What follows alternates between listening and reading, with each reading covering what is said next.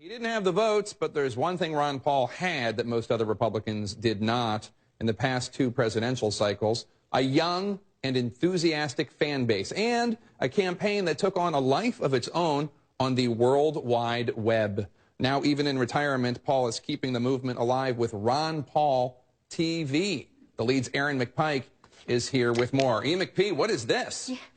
Well, already Ron Paul has shocked the Republican establishment, of course, with his big network of support, but 200,000 people have already expressed interest in signing up for this TV channel. But today is the first day any of them can sign up. Now, already the website crashed earlier today, just temporarily, after the first show was posted online. The revolution is on. This is the Ron Paul channel. Turns out the revolution will be televised. The Ron Paul revolution, at least.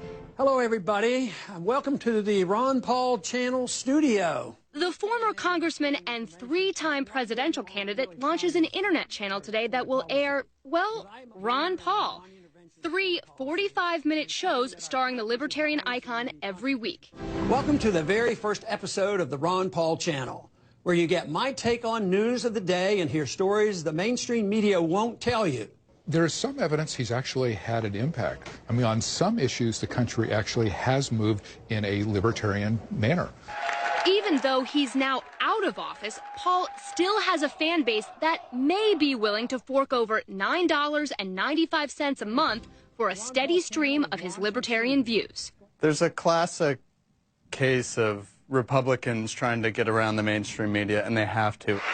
Paul complained throughout his last two campaigns he wasn't getting enough attention from mainstream media, so he's circumventing it, joining a growing list of conservative stars eager to bypass the mainstream media to speak directly to supporters online. The lamestream media just plain doesn't get you. For Paul, this venture is not just a vanity project or a profit-making enterprise. His son, Rand, is an influential conservative senator from Kentucky, eyeing a presidential bid of his own in 2016.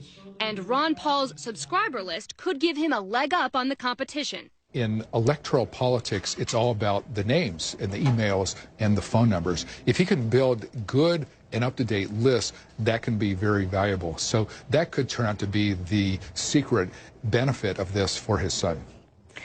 Of course, whether Rand Paul appears on his father's show or not, it is a way to keep his supporters engaged for the next few years leading up to the 2016 presidential election. But, Jake, it's not one big campaign speech. They're having segments and interviews. They've got a former NBC correspondent who's doing some news just today on the